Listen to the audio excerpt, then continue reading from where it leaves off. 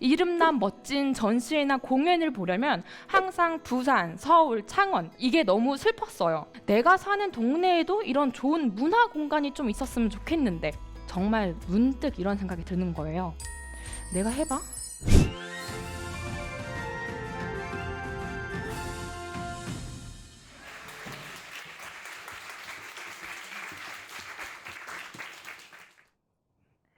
안녕하세요. 많은 분들이 자리해 주셨군요. 저는 진주 문산에서 카페 겸 서점 보틀북스를 운영하고 있는 최도은이라고 합니다. 다시 한번 반갑습니다. 네. 사실 저는 진주에서 다양한 직업으로 활동하고 있기도 한데요. 오늘 저라는 사람이 어떤 사람인지, 그리고 어쩌다 진주, 그것도 문산읍에 보틀북스라는 공간을 차리게 되었는지, 그리고 현재는 또 어떻게 운영하고 있는지에 대해서 한번 소개해 보도록 하겠습니다. 사실 저는 보틀북스라는 공간을 차리기 이전에 회사원이었었는데요. 그것도 시내 직장, 정말 안정적인 직장이라고 불리던 공공기관에서 근무를 했었습니다. 문화체육관광부 산하 공공기관이어서 특히 문화 장르 쪽에서 일을 했었는데요. 내가 머릿속으로만 꿈꾸고 상상하던 일들을 직접 기획하고 운영한다는 건 정말 말로 할 수 없는 자부심과 뿌듯함을 주었죠. 하지만 문득 이런 생각이 드는 거예요.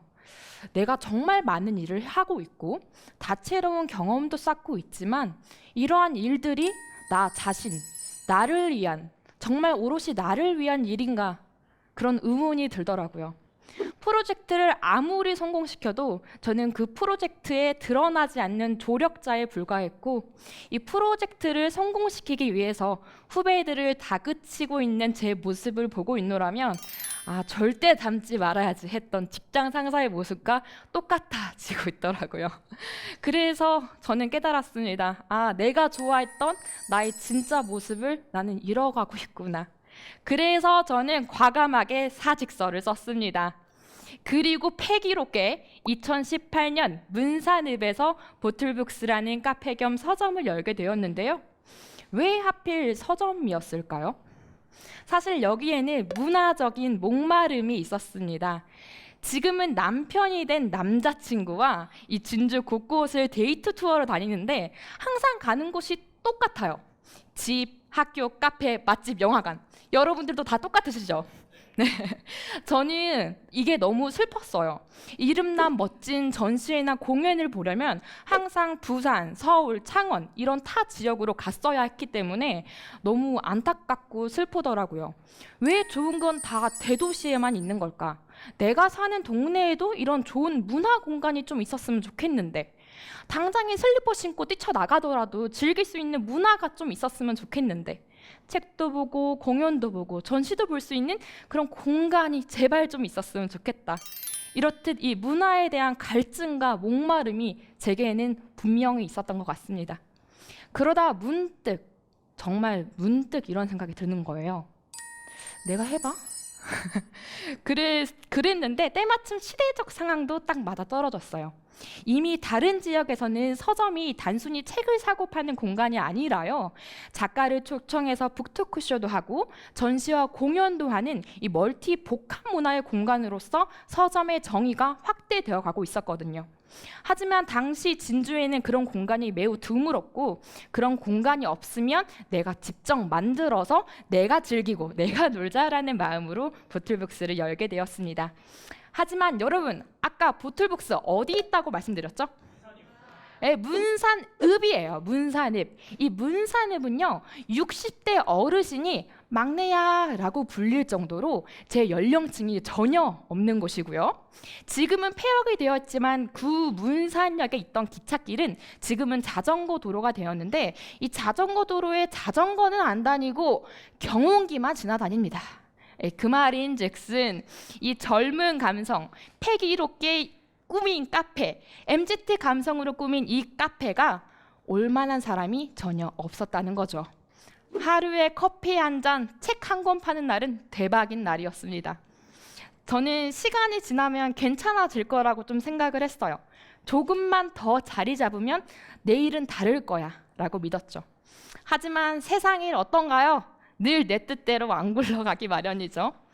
제 통장에는 여기저기 다 긁어 모아도 2만 원이 안 되었었습니다. 1년도 안 되는 시점에 퇴직금 다 말아먹고 폐업해야 하나 그렇게 진지하게 고민하고 있을 때 엄마가 제게 뭔가를 쓱 내미시는 거예요. 바로 떼수건이었습니다. 아니 이렇게 MZ스럽게 감성적으로 꾸며놓은 카페에 떼수건을 갖다 팔라니 이거는 있을 수 없는 일이죠. 예. 심지어 나는 팔 마음 1도 없는데 엄마가 무려 100장이나 만들어 두신 거예요.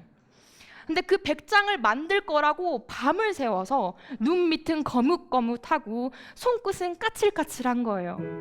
저는 그런 엄마가 너무 답답해서 저도 모르게 모진 말이 나가고 말았습니다. 쓸데없는 짓 왜 해? 인건비도 안 나온 짓 왜 해? 내 카페 컨셉에 안 맞아. 왜 했어? 이렇게 모진 말을 내뱉고 저는 집을 뛰쳐나갔는데요. 그 뒤에 아빠가 저를 바로 따라오시더라고요. 그러면서 하시는 말씀이 30년 이상을 주부라는 이름으로 네 엄마는 그렇게 살아왔다. 근데 너가 지금 이렇게 뻔히 힘들고 고생스러운 걸 보이는데 그 엄마랑 아빠는 부, 명예 그 어떤 것도 줄 수 없는 상황이다. 이러한 상황에서 엄마가 할 수 있는 최선이 떼수건이었다. 이렇게 말씀하시더라고요. 그러니까 이 떼수건이란 형태에 사실 부모님의 사랑과 애정이 다 담겨 있었던 겁니다. 그 떼수건이란 형태에 담겨있던 부모님의 마음이 저를 굉장히 오랫동안 울게 만들었고 또 일어서게 만들기도 했는데요. 여기에 또 깜짝 반전이 있습니다. 아까 저희 카페 문산읍에 있다고 했죠? 어르신들이 많고요. 저는 아빠 말을 듣고 이 카페에 떼수건을 갖다 팔기 시작했는데요. 요게 대박이 났습니다. 어르신들이 여기 카페고 서점인 거 모르고 일단 떼수건 파는 곳이죠? 이러면서 들어왔어요. 그래서 이 동네에 이제 핫한 아이템으로 등극하게 됩니다. 이렇게 위기를 극복하나 싶었지만 또 위기는 계속 오는 게 우리네 삶이죠. 코로나였습니다.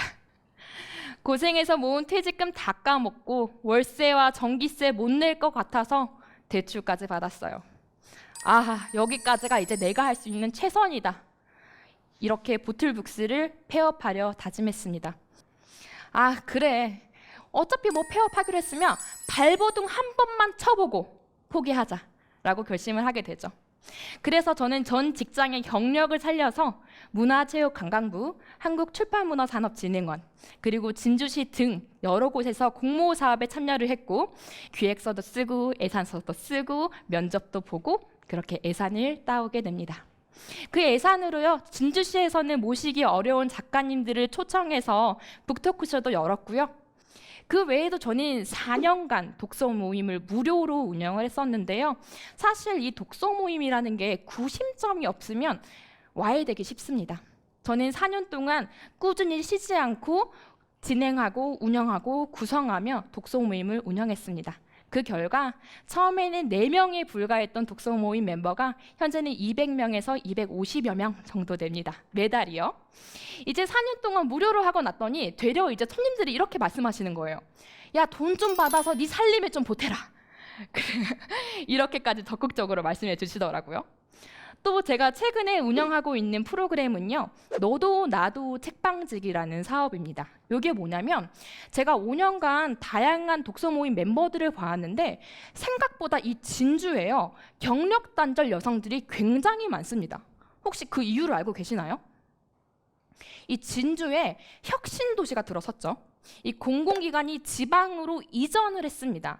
그래서 남편을 따라서 진주에 오면서 내 직업을 그만두신 분들이 굉장히 많아요. 그 외에도 이미 진주에는 출산과 육아 등의 이유로 직업을 그만두신 분들이 이미 많았습니다. 저는 그분들을 한 분 한 분 볼 때마다 굉장히 놀라는데요. 경력과 연륜, 학력 그 무엇 하나 빠지는 게 없으신 분들이에요. 저는 그게 너무나 안타까워서 이 너도 나도 책방지기라는 사업을 좀 꾸렸는데요. 이게 뭐냐면 너도 책방지기 할 수 있어. 너도 무언가를 하고 싶다면 직접 기획하고 운영해봐 라는 취지로 진행한 프로그램입니다. 그분들은 책방지기로서 하루 이 책방을 지키기도 하고요. 스스로가 원하는 소모임이나 프로그램을 직접 기획하고 운영할 수도 있습니다. 책방에 대한 낭만이 있으신 분들, 혹은 주부로서의 삶만 살았는데 내가 어떤 사회적 쓸모가 있을까 고민하셨던 분들, 그 모두가 다 즐겁게 참여하고 있는 프로그램입니다. 그 덕분일까요? 저는 문화기획자라는 새로운 직업도 갖게 되었고 어느새 보틀북스는 5년을 견뎌낸 동네 서점이 되었습니다. 저는 여기에 지역이 준 힘이 분명 있다고 생각을 하거든요. 사실 요즘 인터넷으로 책 사면 총알 배송되죠. 무료 배송인데다가 할인도 많이 되고. 근데 이 서점은 도서 정가제를 실시하고 있어요. 그래서 책에 나와 있는 정가 그대로를 주고 팔 수밖에 없는데요. 하지만 이 보틀북스라는 공간을 애정해 주시는 분들은 서점의 어려운 사정을 알고 그 혜택을 다 포기하면서까지 이 서점에서 책을 사주십니다. 이 보틀북스를 지켜야겠다는 그 마음 하나 때문에 합리적인 소비를 스스로가 포기하시는 거예요. 왜 손님들은 이런 행동을 할까요? 비단 이뿐만이 아닙니다. 이 북토크쇼를 할 때마다 다양한 행사를 할 때마다 손님들이 30분, 1시간씩 일찍 와서 테이블을 세팅해줘요. 어떤 시급을 주는 것도 아닌데요. 또 손님들 각자가 어디 여행을 갔다 오면은 그 여행지의 명물들을 독서 모임에 가져오는데요. 독서 모임 할 때마다 무슨 돌잔치 하는 거 마냥 테이블에 항상 과자가 가득해요. 내가 뭐 텃밭에서 방울토마토를 캤나느니 오늘 과자가 맛있어서 사왔나느니 이런 식으로 하면서 항상 독서 모임은 풍성한 테이블로 시작을 합니다. 저는요, 이 모든 게 지역의 기반의 힘, 그리고 사람에 주는 애정의 힘이라고 믿습니다. 서점이 단순히 책을 사고 파는 공간을 넘어선 겁니다. 애정을 주고받는 인문학의 공간이 된 거죠. 저는 사실 이번 일로 좀 반성도 많이 했는데요. 이 사람들의 애정을, 지역민의 관심을 제가 너무나 손쉽게 포기하려 했구나 좀 깨닫기도 했습니다. 저는 그간의 경험을 살려서 일기로 쓰기도 했는데요.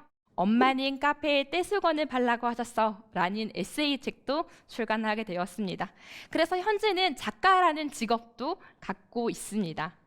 생각해보면 제가 이렇게 다양한 직업을 갖게 된 것도, 제 이름 채도은으로 다양한 활동들을 할 수 있게 된 것도 다 지역적 기반의 힘, 저를 있게 했던 수많은 사람들, 공간을 끊임없이 이어준 지역민, 늘 곁에 단단하게 있어준, 이제는 더 이상 손님이 아니라 친구가 된 사람들, 그 사람 덕분이 아니었나 싶습니다. 이 사진이 바로 보틀북스의 로고 사진인데요.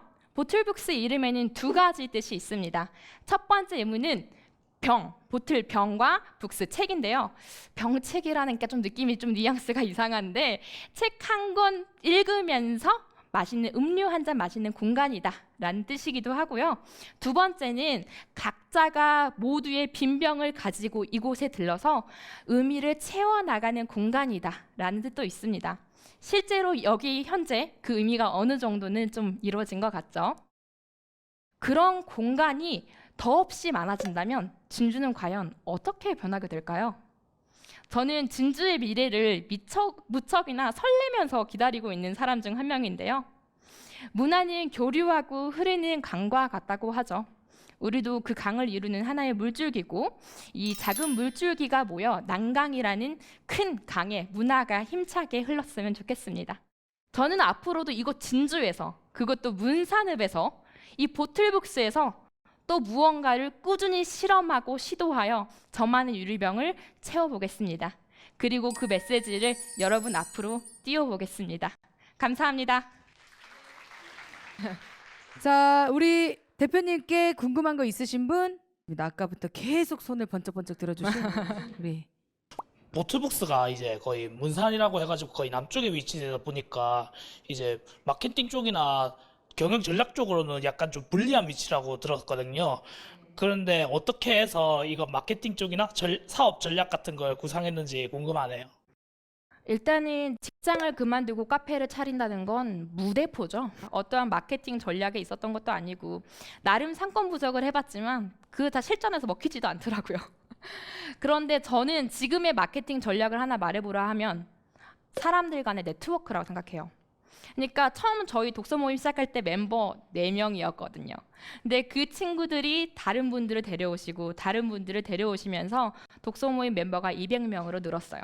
그러니까 굳이 제가 마케팅을 하지 않아도 구심점으로서 이 공간이 꾸준히 자리하고 있으면 사람들도 저와 같은 문화적 목마름을 느끼고 이 공간으로 모여든다는 거죠.